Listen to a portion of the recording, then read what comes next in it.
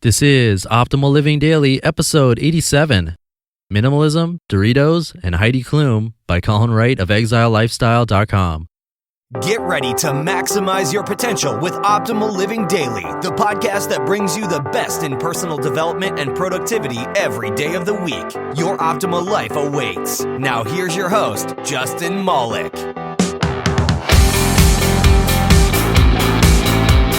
Hello, and welcome to Optimal Living Daily, also known as OLD, or the Old Podcast at oldpodcast.com. This is Justin Malik, and I'm back today for Minimalist Monday with a post by Colin Wright. Feels like I haven't read from his blog, Exile Lifestyle, in a while, with all these new authors on the show. But really quick, I want to mention that you can join my free weekly mailing list to show your support for this podcast. I don't have any methods of making money with this podcast, except for some very generous patrons of the show who have contributed. You know who you are. So you too can become a patron or just show your support by joining the weekly newsletter by visiting oldpodcast.com, or you can join the mailing list really quickly by texting the word optimal to 44222. And keeping with the theme of Minimalist Monday, I'm going to keep this intro minimalist, so let's hear what Colin has to say and start optimizing your life. Minimalism, Doritos, and Heidi Klum by Colin Wright of ExileLifestyle.com.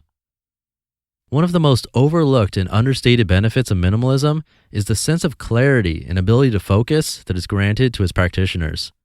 I'm fortunate in that I absolutely love what I do, but because of this, I also spend a whole lot of time doing it, like a lot of time.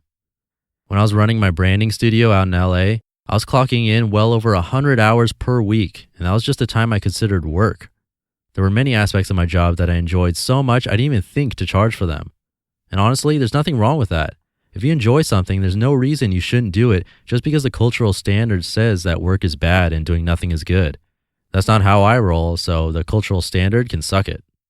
I did have one big problem with this situation though, and it was significant enough to push me toward becoming a minimalist and changing the way I do business. I hesitate to write it because it's a problem so terrible I wouldn't wish it upon anyone, but here goes. I wasn't able to keep up with Project Runway.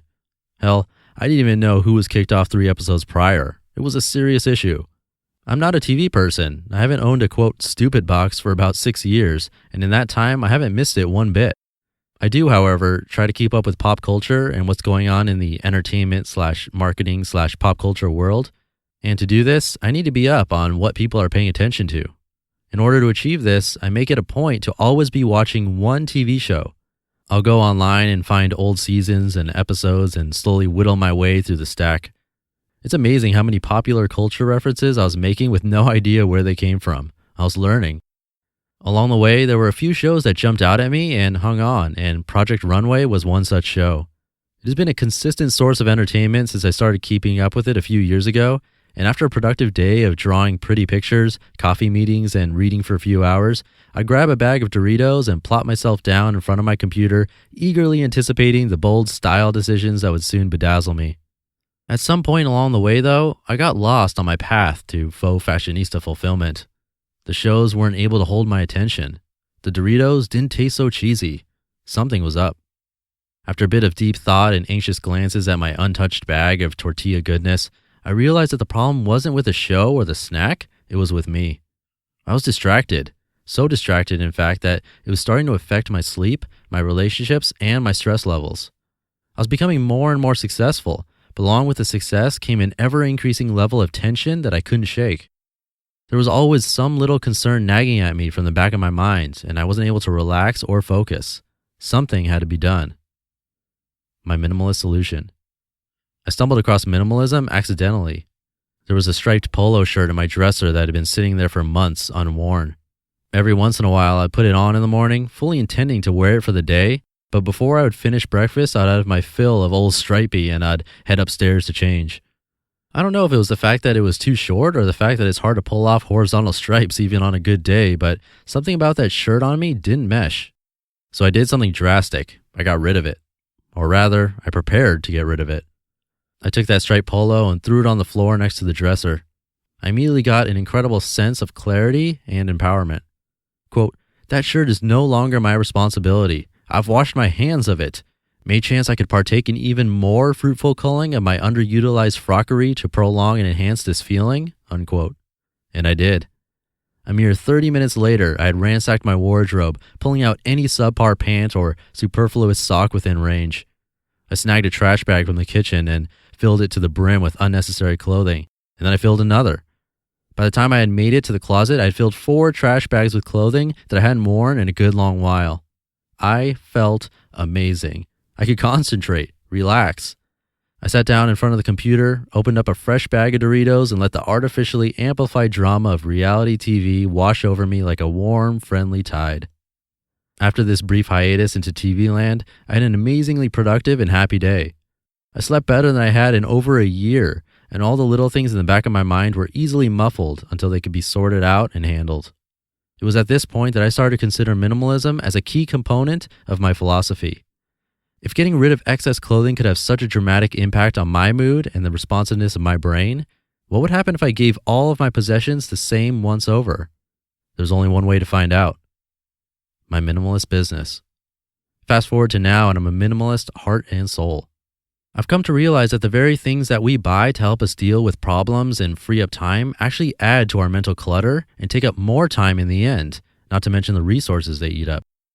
The impact that minimalism has had on my life and my business has been immense, drastically increasing the quality and quantity of my free time, while at the same time increasing the amount of money I make, while substantially decreasing the number of hours I work per week.